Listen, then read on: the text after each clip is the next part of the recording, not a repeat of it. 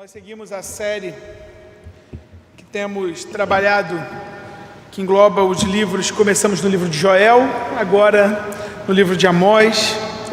Temos o privilégio hoje de nos debruçar diante do capítulo 6 da profecia de Amós.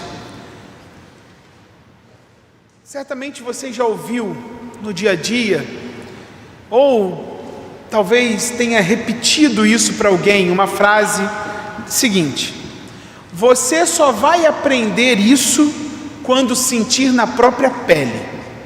Já ouviu alguma frase parecida com essa? Não adianta, você só vai aprender quando sentir na pele. Você com certeza já ouviu algo parecido ou falou isso para alguém. Geralmente nós usamos esse tipo de frase ou ouvimos esse tipo de frase de pessoas que queiram nos alertar para situações perigosas que nós não enxergamos. Você só vai aprender quando sentir na pele. Não é exagero dizer que durante a profecia de Amós, a nação de Israel passava por uma situação na qual essa frase se encaixa perfeitamente. Nós estamos no meio de uma série que começou lá no capítulo 1 de Amós. E para que essa pregação faça sentido e seja melhor compreendida, nós precisamos lembrar alguns aspectos importantes desse livro. A nação de Israel, ela havia sido chamada por Deus como um povo escolhido. E Deus havia trazido e levantado esse povo para que representasse a Ele mesmo em meio ao mundo, que fosse luz para as nações. E é interessante que Israel, ele estava vivendo nessa realidade de Amós, um período de dois extremos. No primeiro desses momentos, Israel passava por um tempo de muita prosperidade financeira. Quem governava Israel nesse tempo é Jeroboão II, e ele era um especialista em guerra. Ele era um grande estrategista. Então Israel, nesse momento, estava passando por um período de conquistas muito grandes. Ele passava também por um período de segurança militar muito grande. E passava por um período de conforto no melhor dos sentidos. Aos olhos humanos, Israel estava vivendo um dos seus grandes pontos, um dos seus grandes momentos. Mas do outro lado, se ele vivia um tempo de prosperidade financeira, ele também vivia um período de caos social, de distanciamento de Deus, vivendo de um modo totalmente contrário à lei de Deus. Os pobres eram explorados pelos ricos, os juízes eram injustos em suas sentenças, havia devassidão no agir e na vida social, havia imoralidade, e até mesmo no que diz respeito à vida religiosa. Lembre que Israel foi chamado por Deus para ser o seu povo. Até mesmo na vida religiosa, as coisas estavam um caos, era uma tragédia. Eles tinham 3 grandes templos. Lembra-se da prosperidade financeira? Eles tinham 3 grandes templos, só que as suas cerimônias religiosas eram repletas de hipocrisia e de religiosidade vazia. Ao mesmo tempo em que, mesmo diante das bênçãos de Deus, eles adoravam outros deuses. Esse era o estado do povo de Israel. Nós estamos bem, confortáveis, ricos, ninguém nos ameaça, nós podemos viver do jeito que a gente quer. Não é exagero dizer que eles se afastaram totalmente daquilo que Deus os chamou para ser. Deus não havia os chamado para ser ricos, Deus não havia os chamado para serem confortáveis, Deus havia chamado para serem representantes fiéis de Deus no mundo. E essa era a única coisa que eles não estavam sendo. Israel estava nesse estado. E é dessa forma que aquela frase, você só vai aprender quando sentir na pele, faz todo sentido aqui. Porque Deus levanta Amós, um profeta que tinha como objetivo dizer: Israel, retorne ao seu Deus. Porque se você continuar nesse estado, você sofrerá na pele o juízo de Deus. Você será punido, Israel. Você receberá condenação, porque é isso que a sua vida reflete. Você não adianta, Israel, se vangloriar dos seus feitos, enquanto abandona Deus, porque isso tem um preço. E aqui nós vemos um Deus, mais uma vez, se comunicando ao seu povo, chamando-o de volta, para que o reconheça o seu erro, mas sem sucesso. Isso tudo nós já temos exposto nos últimos domingos. Se você quer ouvir mais disso, você pode procurar uma das nossas mensagens no YouTube. Mas é aqui, exatamente aqui, que o texto chega no capítulo 6. E nós entramos na pregação de hoje com o tema: não viva para si mesmo. Não viva para si mesmo é o tema dessa noite. E eu quero voltar com você no texto bíblico de Amós capítulo 6. Se você fechou a sua Bíblia, eu convido você que abra novamente, que ligue-a novamente em seu celular. Porque Amós começa o seu capítulo 6 mostrando claramente para quem ele destina as suas palavras no capítulo 6. Olha aí: ai dos que andam à vontade em Sião, e o dos que vivem sem receio no monte de Samaria. Quem que ele escreve? Homens notáveis da principal das nações. Amós escreve o seu capítulo 6 endereçando-os diretamente para os líderes de Israel. Líderes que englobavam, por exemplo, o seu rei, Jeroboão II. Englobavam os juízes, os príncipes, os nobres, todos aqueles que tinham posição de autoridade naquela nação. E Amós levanta-os e diz: os grandes e notáveis de Israel. Mas ao contrário do que possa parecer, quando ele diz notáveis, Amós não está aqui bajulando esses líderes, como que as suas posições sociais representassem um privilégio para eles. Não. Ele está fazendo justamente o contrário, dizendo que estes homens que se sentiam notáveis dentro do povo, diante de Deus, estavam em uma situação desfavorável. Ai daqueles que estão sossegados. Esses homens estavam numa posição não tão sossegados diante de Deus. Lembre os dois extremos. De um jeito eles estavam crentes e confiantes de que a sua prosperidade financeira, a sua paz militar, a sua posição quase que intransponível diante de outros reinos os faria descansar, e eles estavam sossegados ali. No versículo 1 até o versículo 3, Amós nos ensina que estes homens, eles pecavam diante de Deus pelo pecado da indiferença alheia. Indiferença àqueles que estavam ao seu redor. A primeira indiferença que esses homens tinham era para com o seu próprio Deus. Ai daqueles que estão sossegados, porque não têm ouvido as palavras do seu Deus. Esse era o primeiro problema daquele povo. Eles viviam sem medo de que algo ruim pudesse acontecer. Eles achavam que, por se tratarem do povo de Deus, e eles eram o povo de Deus, mas por se tratarem disso, eles estavam como que isentos de passar por problemas. É como se eles vivessem dizendo o seguinte: nós somos o povo de Deus mesmo, tudo vai dar certo.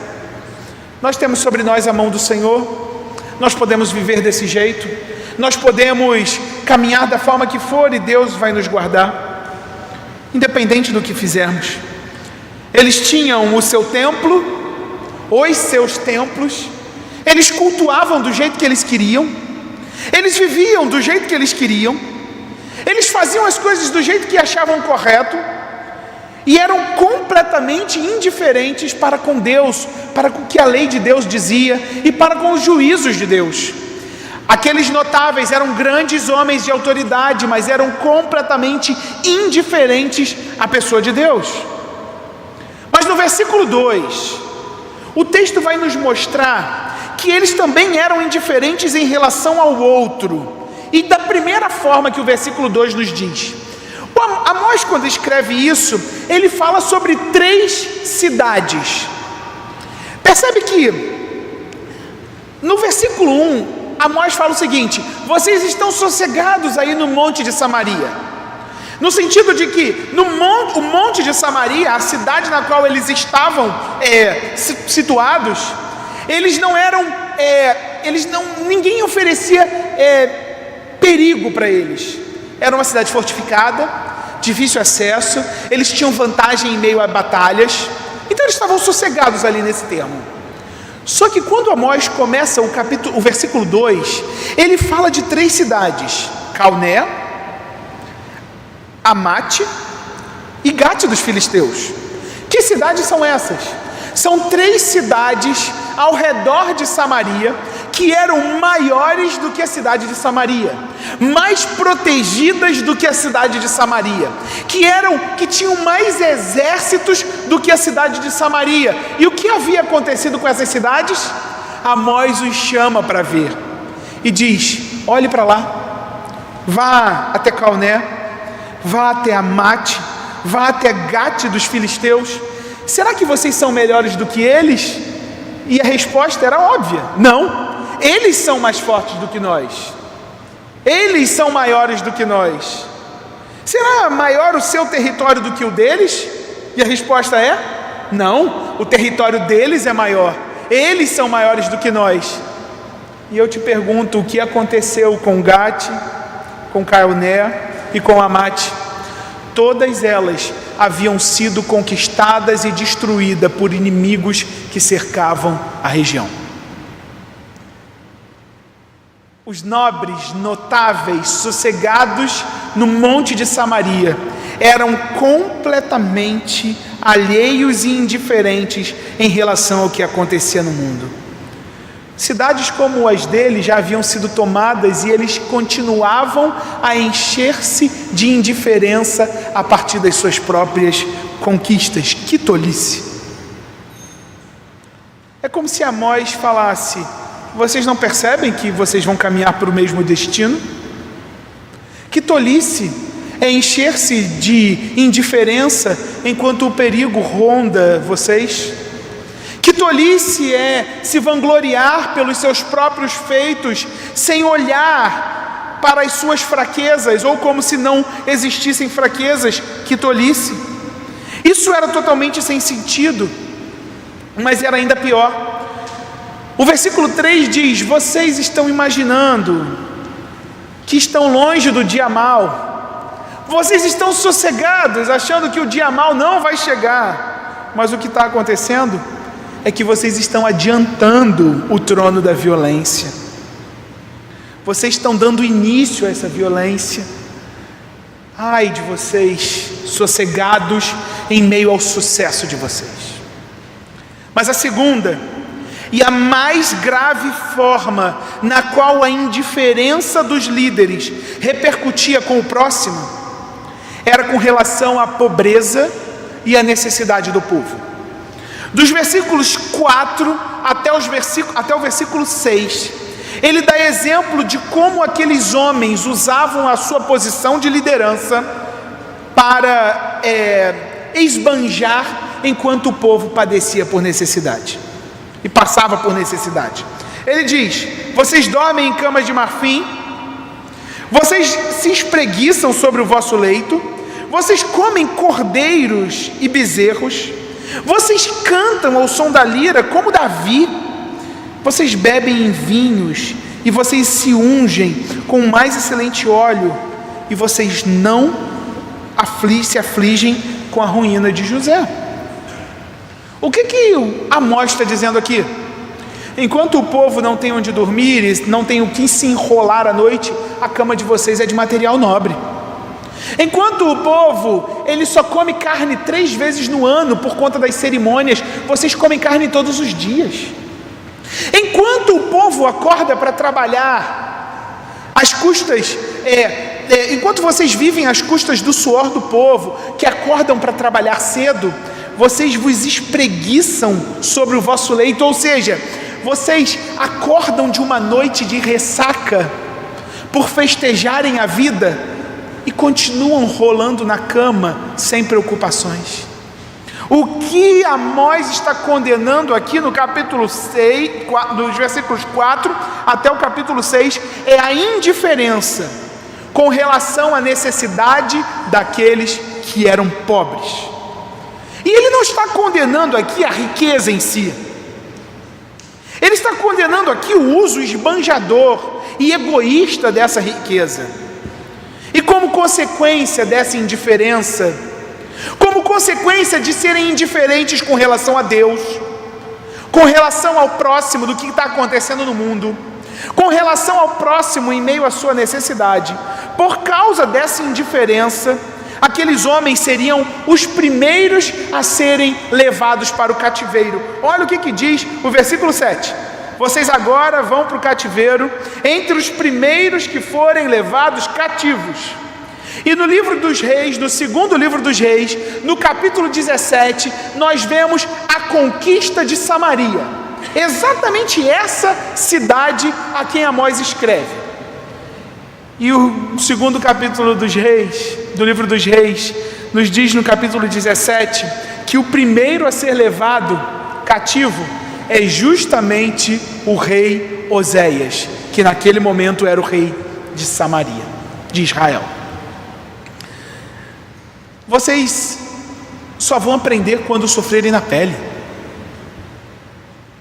Vocês não estão ouvindo o que Deus está falando. Vocês seguem indiferentes com relação àqueles que estão ao seu lado, mas não é somente isso. A partir do versículo 8, o tema muda. E se do 1 ao 7, Amós fala contra a indiferença que esses homens tinham e por isso viviam sossegados, a partir do versículo 8, outro pecado daqueles líderes entra em cena, e não mais a indiferença, mas agora a soberba. E Deus começa no versículo 8, jurando por si mesmo, como uma promessa que não teria volta. Eu juro por mim mesmo, jurou o Senhor Deus por si mesmo, o Deus dos exércitos, e disse: eu abomino a soberba de Jacó, e odeio os seus castelos, e abandonarei a cidade e tudo o que nela há. Deus começa o versículo 8 com a mais carregada promessa possível de que aquela cidade seria abandonada e destruída, porque Ele odeia a soberba. Porque Ele odeia a soberba daqueles que estão ali. É interessante isso, porque é muito claro o tema bíblico de que Deus odeia todo o mal, de que Deus odeia todo o pecado. No entanto, a palavra de Deus nos dá algumas referências de que Deus odeia de um modo bastante peculiar o pecado da soberba. Não é exatamente isso que Pedro, por exemplo, escreve aos jovens quando diz em 1 Pedro 5,5 assim: no trato de uns com os outros, cingivos de toda a humildade, porque Deus resiste aos soberbos, contudo aos humildes concede a sua graça. A arrogância que alimenta o pecado da soberba nada mais é do que tentar viver sem o Criador, e o castigo é declarado por Deus. Dos versículos 9 até o 14, se você ler com muita atenção, Deus revela a dureza de seu juízo.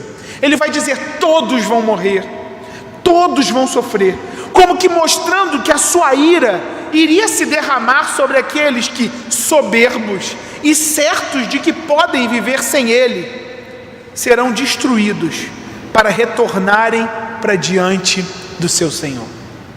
Percebe que Deus não está falando para os seus inimigos, Deus está falando para os seus filhos, para o seu povo. E isso não impede de que Deus discipline o seu povo de forma que esse povo retorne até Ele. Vocês serão destruídos para que retornem para mim. E é daqui, no final da explicação desse texto, que nós retomamos para o tema da pregação de hoje. Lembra? Não viva para si mesmo. E uma pergunta, ou várias perguntas surgem disso. Por que nós não devemos viver para nós mesmos? Afinal, não é essa vida que muitos defendem, que muitos desejam profundamente? Não é o viver para si que muitos alegam crer, para se entregar aos mais absurdos de vida, no sentido de o que importa é que eu seja feliz, eu não estou mais feliz, então eu posso abandonar isso, eu posso fazer isso. Não é um sentido de vida, de alegria pessoal, que o mundo diz que nós devemos viver. Por quê? Que a palavra de Deus vai no sentido contrário e nos condena a viver para nós mesmos. Porque essa não é uma opção válida para uma vida diante de Deus. E o texto vai nos ensinar isso. Quando Deus exorta e promete castigo aos líderes, dos versículos 1 até o 6, por causa da indiferença, lembra que o juízo de Deus, nesse texto específico, ele se dá a partir de 2 pecados. O primeiro, o pecado da indiferença. O segundo, o pecado da soberba. Quando Deus fala e promete castigo por causa da indiferença, Ele o faz baseado em algumas indiferenças nas quais isso se manifesta. A primeira delas era para com o próprio Deus. Aqueles homens achavam que adoravam a Deus, eles achavam que viviam para Deus, mas na verdade eles estavam vivendo somente para eles mesmos, sem considerar a vontade de Deus. Os seus cultos eram hipócritas, a sua vida imoral. Os profetas que Deus enviava para chamá-los de volta eram ignorados. Deus não estava presente nessa vida. Mas não somente isso, eles eram alheios às necessidades do povo. Eles se escondiam em suas próprias conquistas e não enxergavam aqueles que estavam ao redor. Sendo ricos, eles oprimiam os pobres. Eles esbanjavam riquezas enquanto o povo passava fome. Eles pouco se importavam para o que acontecia ao redor deles. O que importava era somente o seu bem-estar. A sua indiferença era tamanha a ponto de viverem somente para si e para os seus prazeres. E por que não viver assim? Em primeiro lugar, não viva para si mesmo, porque a indiferença para com o outro, inclusive para com Deus, é incoerente com a vida que Deus criou. Viver para si mesmo é incoerente com a vida que Deus criou. Ou seja, nós não fomos criados para viver para nós mesmos. Quando Deus criou o ser humano, Ele o faz à sua imagem e semelhança. Ele Ele dá características ao ser humano que Ele mesmo possui. Dentre elas, ser alguém relacional. Deus cria o homem para se relacionar em 3 esferas diferentes. A primeira, para se relacionar com Ele mesmo. A segunda, para se relacionar com a sua criação, ao que acontece nesse mundo criado por Deus. E a terceira, para se relacionar com o seu semelhante. Para aqueles que são iguais, no caso de Gênesis, com Eva. Viver com indiferença é um pecado grave diante de Deus, porque é contrário ao plano de Deus para nós. E nada mais é do que a expressão pecaminosa de vida que tira Deus do centro para colocar a nós mesmos no trono das nossas vidas. Mas não é isso que nós somos incentivados a buscar no mundo que vivemos? Não é isso que nós somos exortados a dizer: conquiste, conquiste, conquiste, seja feliz. Mas não é essa vida que a palavra de Deus nos diz viver. Não é isso que os posts de redes sociais exaltam, disfarçados de textos motivacionais. Perceba que os discursos do mundo vão na direção oposta daquilo que Deus nos criou para ser. Se você pegar nas redes sociais, alguns meses atrás, vários famosos passaram por mais um evento de divórcio. E eles começaram a escrever textos motivacionais, não como que celebrando o divórcio, porque seria muito conflituosa essa situação, mas celebrando ciclos que começam e terminam. E que o importa é permanecer em paz e ser feliz. O que importa é ser feliz, mesmo diante de uma tragédia familiar.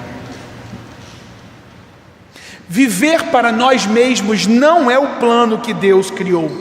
Deus abomina o pecado da insensibilidade e da indiferença para com Ele, para com a sua lei, mas também para com aqueles que estão ao nosso redor. Deus não nos criou para sermos indiferentes, acumuladores de riquezas, conquistadores de glória, para que o nosso nome crescesse. Ele não nos criou para isso. Ai daqueles que estão sossegados em seus montes. Em especial no trato com o próximo.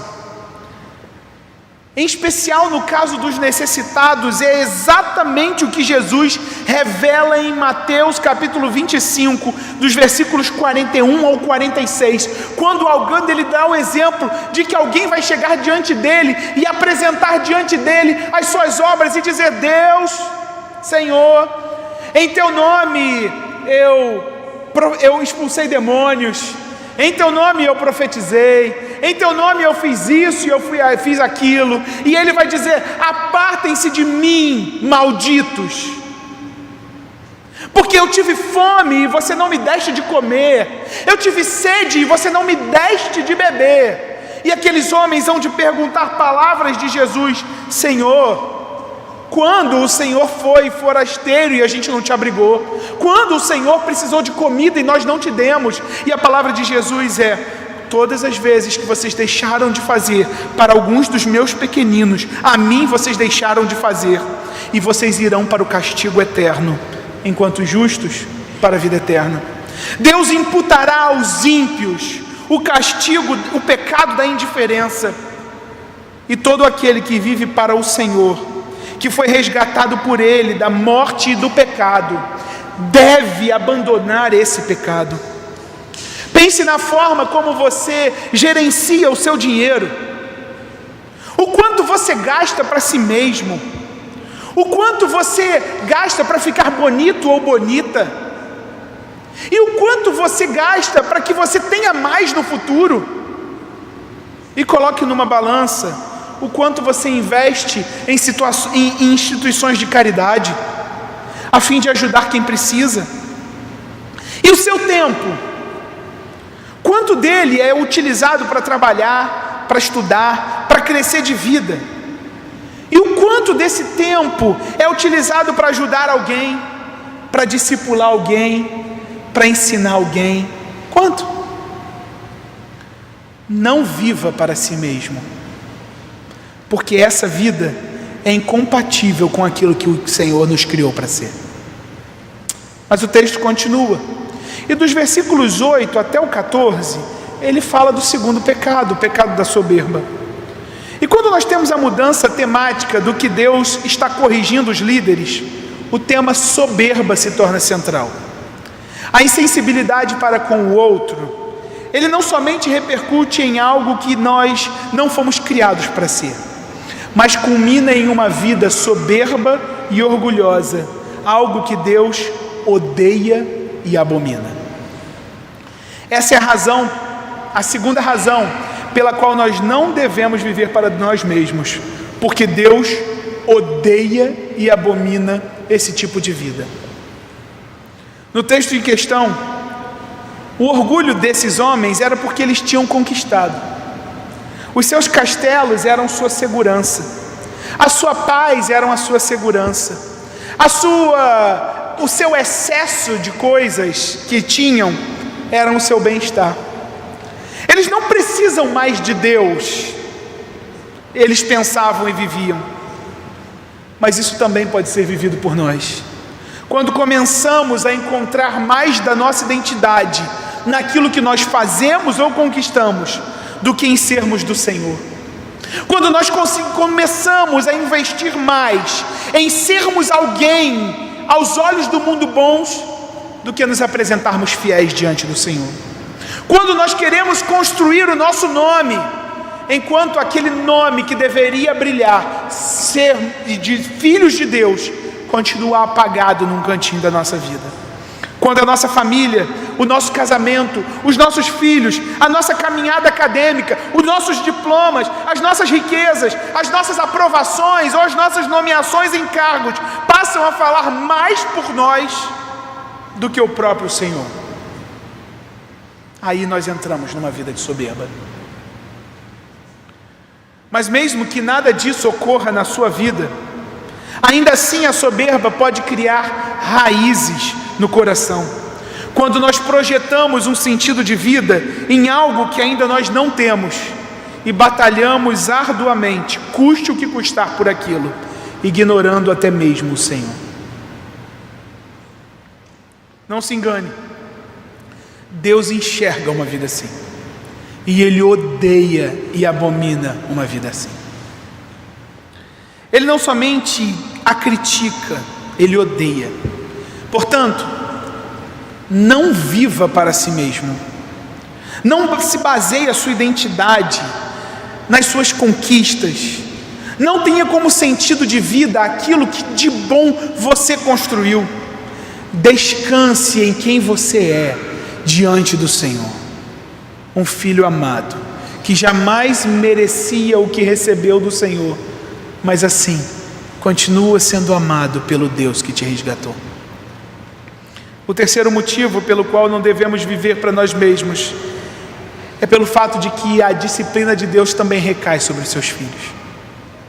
Porque uma vida assim, ela tem um preço, e esse preço não é bom. Não é incomum, e Deus faz isso no caso de Israel, quando Deus trata o pecado da soberba com entregar o seu povo diante do sofrimento. Israel é tratado por Deus quando sai do seu alto trono, da sua mente que era, dos seus pensamentos que eles eram intransponíveis, e Deus os leva cativos e estrangeiros para um lugar em que agora eles seriam estrangeiros e nem mesmo teriam mais a possibilidade de cultuar a esse Deus. A sua identidade estava desfeita, as suas riquezas, as suas camas de marfim, tudo isso agora não existiria mais, eles eram escravos. Deus disciplina os seus filhos. Não viva para si mesmo, porque esse tipo de vida, esse estilo de vida, ele tem consequências graves.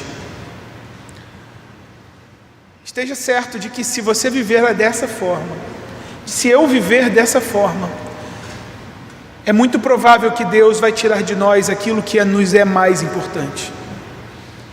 Mas não porque Ele é um Deus mau, mas porque Ele é um Deus bom, e que através desse sofrimento Ele nos arrastará de volta para Ele. Não é que Deus abandona os seus filhos, é que Deus os entrega às vidas que eles desejavam, para perceber que independente do que nós desejamos fora de Deus, nada satisfaz mais a nossa identidade do que aquele que nos criou. A disciplina do Senhor é real, ela recai sobre os seus filhos, mas tudo isso para que nos acheguemos a Ele cada vez mais. Não viva para si mesmo, porque a indiferença é incoerente com o tipo de vida que o Senhor nos criou para ser. Porque a soberba é algo que Deus odeia, e porque Deus, Ele cumprirá aquilo que Ele fala sobre os seus juízos. E a pergunta que fica no final de toda a pregação é: o que tudo isso tem a ver comigo e com você? Quem de nós hoje, aqui, pode dizer que não vive em alguma dimensão da vida para si mesmo? nós pode dizer que o exemplo dos notáveis de Israel não nos alcança em alguma perspectiva? Quem pode dizer que a crítica e a exortação e o juízo de Deus não pode cair sobre as nossas vidas porque nós estamos alheios a essa palavra? Quem pode? Ninguém pode. Essa seria uma pregação desesperadora se Deus também não fosse um Deus de restauração. Israel cai, Judá cai, o povo de Deus cai por causa dos seus pecados. Eles experimentam as consequências de sua rebeldia e de sua apatia contra Deus, mas o seu povo retorna a Ele. É de Judá que vem a resposta de Deus para os problemas do seu povo. Como não viver para nós mesmos, se é isso que o nosso coração almeja mais na nossa vida? Como ser livre dessa condenação? Séculos depois desse texto, depois que o povo de Israel já tinha caído, Deus envia ao mundo aquele que é o grande exemplo de como viver plenamente. Diz a palavra de Deus que Jesus Cristo, sendo o próprio Deus, faz o caminho contrário do coração humano, que deseja glória, mas ele entra no caminho de humilhação. Deus, através de Jesus, o seu Filho, sai de sua glória nos céus e se torna um homem pequeno, limitado, dependente. Ele cresce, é humilhado, ele é morto. Ele tinha tudo para ser alheio ao sofrimento do outro. Ele foi traído por aqueles a quem ele ama. Ele veio ao mundo e morreu para aqueles que eram seus inimigos. Mas diante da sua morte, nem mesmo diante da sua morte, ele se mantém apático e indiferente com relação ao outro. E ele diz: Pai, tenha misericórdia desses. Jesus vive sem ser indiferente. Mas Jesus vive o contrário da soberba. Ele se humilha, ele serve, ele lava pés sujos. Ele, sendo o rei, ele vem para ser servo. Ele sim é o exemplo daquilo que os notáveis de Israel, de que eu e você, nós não poderíamos viver. Ele recebe sobre si não a disciplina de um pai amoroso, ele recebe sobre si a ira de um Deus justo e morre pelos nossos pecados. A Bíblia diz, e essa é a boa notícia dessa noite, que todo aquele que o confessar como Salvador, que reconhecer que o sacrifício dele na cruz do Calvário cobre o seu pecado e nos torna justos, todo esse será salvo. E agora podem desfrutar de uma vida mais próxima com Deus, porque o Cristo que foi morto em nosso lugar resolve o problema que nós jamais poderíamos resolver. Se você lutar com as suas próprias forças para viver uma vida menos ensimesmada, você vai falhar. Mas se você correr para Jesus, mas se você olhar para Jesus, se você crer em Jesus e imitar Jesus e ser abastecido e fortalecido pelo Espírito Santo de Deus que o habita, você vai poder imitar os passos de Jesus e caminhar ao lado do seu Deus. Não viver para si mesmo, só é possível se nós morrermos e se nós renascermos com Jesus Cristo, aquele que ensinou que uma vida para Deus envolve humildade, envolve serviço ao outro, envolve o reconhecimento de que o juízo de Deus é real para aqueles que o servem. Abandone a indiferença e a soberba. Olhe para o Senhor, obedeça ao Senhor, se importe com aqueles que estão ao seu lado. Não viva para você mesmo, viva para Jesus, por Jesus e através de Jesus. Que Deus te abençoe.